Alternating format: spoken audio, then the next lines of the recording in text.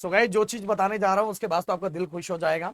सबसे पहली बात तो जितना इस वीडियो को लाइक कर सकते हो, जितने कमेंट कर सकते हो, जिससे हमारे अंदर एक मोटिवेशन आएगा कि बच्चे इतना ज्यादा वेट कर रहे थे।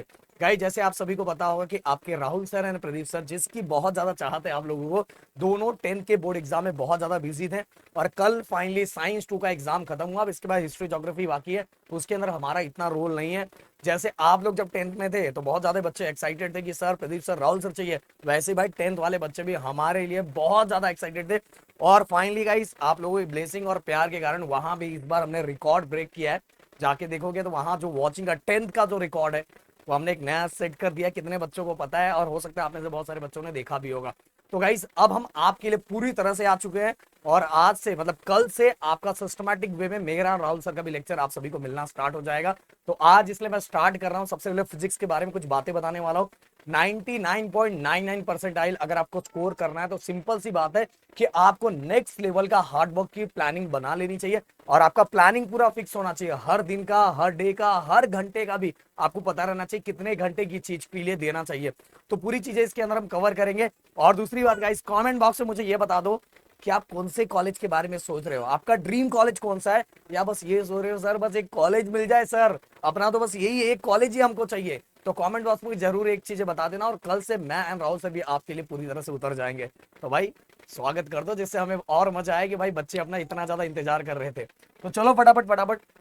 सबसे पहले अगर मैं बात करूं फिजिक्स की, तो 11th में भाई इतने सारे चैप्टर हैं जो आपको 11th के इतने सारे चैप्टर आपको पढ़ने हैं। Motion in a plane, law of motion, gravitation, thermal property of matter, sound optics, then electrostatics, then इसके बाद सेमीकंडक्टर। ये हमें 11th स्टैंडर्ड का पढ़ना है। ये हम इतना पढ़ेंगे तो हमें ना इसमें से कुल मिला के 10 क्वेश्चन आएंगे, और हर क्वेश्चन 1 मार्क्स के होंगे। मतलब कहने का मतलब हमें मिलेंगे 10 मार्क्स। और बोलेगे सर 10 मार्क्स है, अरे भाई सीईटी में ना एक एक मार्क्स भी बहुत ज्यादा इंपॉर्टेंट होता है, क्योंकि यहाँ परसेंटाइल होता है। इसलिए ये मत सोचना कि हमारा, अगर आपको अच्छा कॉलेज चाहिए, अच्छे लेवल के कॉलेज चाहिए, तो सिंपल सी बात है कि आपको अच्छा करना ही पड़ेगा।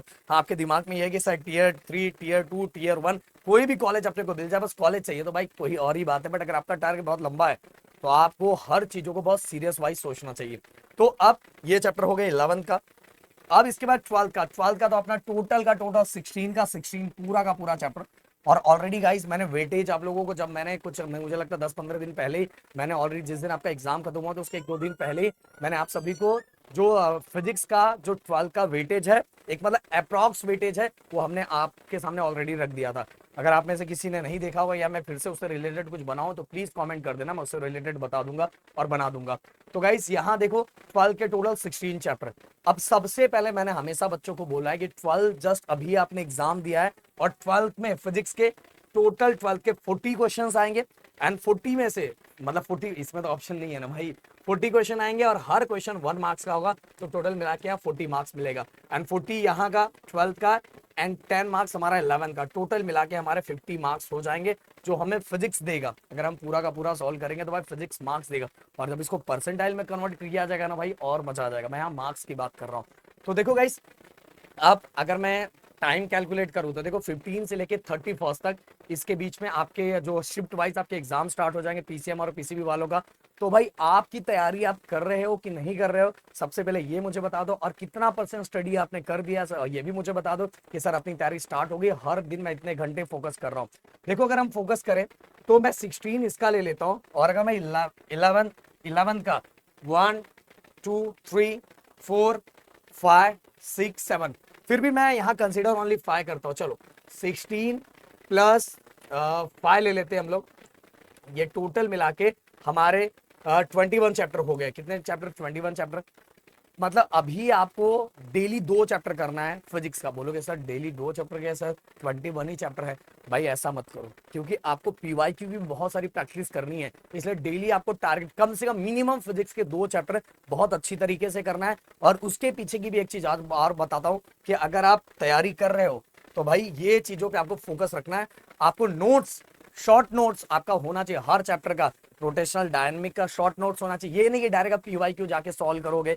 बहुत सारी जगह मैं देख रहा हूँ कि डायरेक्ट पीवाईक्यू करवाया जा रहा है, पीवाईक्यू बताया जा रहा है। तो मैं बोलूँ अगर आपको प्रॉपर तरीके से फोकस करना है तो पहले आपको कॉन्सेप्ट उसका क्या है वो समझ लेना एक बार, भले आपको आता है फिर भी एक बार रिवाइज कर लेना कॉन्सेप्ट समझने के बाद, देन उससे रिलेटेड पीवाईक्यू सॉल्व करना, जिससे आपको बहुत ज्यादा बेनिफिट है। और यही परफेक्ट तरीका है भाई, बिल्कुल सही तरीका यही है कि आपको कॉन्सेप्ट, देन कॉन्सेप्ट के बाद देन पीवाईक्यू। और इसी तरह से हम भी करवाने वाले, मैं एक लेक्चर में आपको देने वाला कॉन्सेप्ट और एक लेक्चर में हम लोग लेने वाले पीवाईक्यू, या तो ऐसा भी हो सकता है उसी लेक्चर में कॉन्सेप्ट एंड पीवाईक्यू दोनों करे। तो इस तरह से हम चीजें करने वाले। मैंने बोला कि सभी चीजें आपके रिएक्शन पे है। मैंने देखा स्टार्टिंग में बहुत अच्छा खासा आप रिएक्ट कर रहे थे, बहुत अच्छा रिएक्शन था, कॉमेंट सब कुछ आ रहा था, और बाद में आप की तरह से डल हो गए। तो अगर आप डल हो जाओगे तो सिंपल सी बात है हमारे अंदर भी डिमोटिवेट फील होने लगा और धीरे धीरे लेक्चर्स ना आने के बराबर हो जाएगा। जैसे आपने 12th में जोश दिखाया तो आपने देखा हमने नेक्स्ट लेवल का मेहनत किया, वैसा ही प्यार एंड सपोर्ट दिखाना है भाई।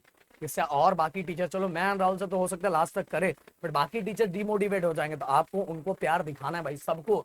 जब भी आए कमेंट कर देने से, लाइक कर देने से कुछ नहीं जाता, बट टीचर्स के अंदर बहुत मोटिवेशन आता है कि बच्चे बहुत अच्छा रिएक्ट कर रहे हैं, बच्चों को बहुत मजा आ रहा है। तो शॉर्ट नोट्स उस नोट से रिलेटेड सबका पीवाईक्यू, देन इसका मतलब पीवाईक्यू कितने टाइप, जितना आपने शॉर्ट नोट्स लिखे उससे रिलेटेड देखो कौन कौन से क्वेश्चन पिछले कई सालों में पूछा हुआ है, तो उससे रिलेटेड हर एमसीक्यू करो। और मैंने आप लोग को बोला कि बुक्स को भी रीड करना है। स्टेट बोर्ड का बुक मैंने बोला आपके लिए ना सबसे मोस्ट इम्पोर्टेंट, भाई आपको कोई कुछ भी बोले पर मैं बोल रहा हूँ ना सबसे मोस्ट इंपॉर्टेंट सीईटी के लिए, आपके लिए आपका जो स्टेट बोर्ड का बुक है वो इंपॉर्टेंट है। और मैं एक चीज और बोलूं कि जेई मेन से कंपैरिजन नहीं कर सकते भाई सीईटी का, समझ में, इसलिए सीईटी में आप अच्छा खासा स्कोर कर सकते हो। अगर आप कोई जेई मेंस का एग्जाम दिया है या देने वाला है या उसने पढ़ा होगा तो उसको खुद समझ में आ जाएगा कि इससे कंपैरिजन हम बिल्कुल नहीं कर सकते। इसलिए आप थोड़ा मेहनत करके इसमें अच्छा खासा स्कोर कर सकते हो। इसलिए आपको स्टेट बोर्ड का बुक, स्टेट बोर्ड के बुक के साथ ही पीवाईक्यू करना है और डेली करना है। ऐसा नहीं कि आप एक दिन किया फिर 3 दिन आराम के लिए बैठ गया, ऐसा नहीं। मैंने फिजिक्स का बताया, फिजिक्स का 2 चैप्टर, बट इसके साथ केमिस्ट्री का भी करना है। अगर पीसीएम ग्रुप आपका है, पीसीएम से आप अच्छा खासा करना चाहते हो तो आपको मैथ में बहुत अच्छा करना पड़ेगा, पर मैथ के साथ ही आपको फिजिक्स और केमिस्ट्री नहीं छोड़ना पड़ेगा।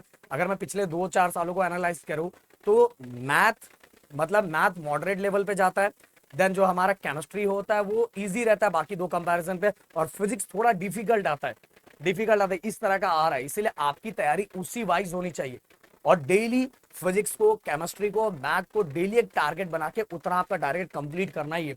और ये भी टारगेट होना चाहिए 12th पहले मुझे पूरा करना है और 11th भी मुझे पूरा करना है, मेरे एक भी मार्क्स जाए ना। इस तरह की आपको प्लानिंग बना के रखना और बाकी टेंशन मत लो, Pradeep sir and Rahul sir आपके लिए उतर चुके हैं। मिलते हैं नेक्स्ट वीडियो में। Thank you so much guys, Jai Hind and जय महाराष्ट्र दोस्तों।